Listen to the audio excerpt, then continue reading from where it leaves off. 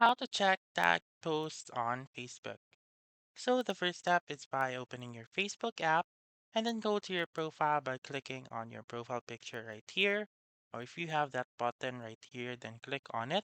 Or you may also go to menu and click on your profile right here. Once you're here or you're on your profile, what you're going to do now is click on photos and scroll down until you can see the tag photos or the photos of you album. You may also click on see all and you may see um the tagged photos album right here if you have any, or the photos of you album. So for example, I'll click on the tag photos or the photos of you album, and then right here, I may be able to see all of the photos that I have been tagged in. So again, this will only work on either, I think, your photo or video that has been tagged to you, and those status or like text only will not be shown in this album right here. So that's it. That's how you can check tag posts on Facebook.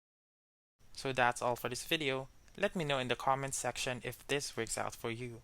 For more helpful tutorials like this, please subscribe to our channel and don't forget to click that notification bell. Thank you for watching and have a wonderful day.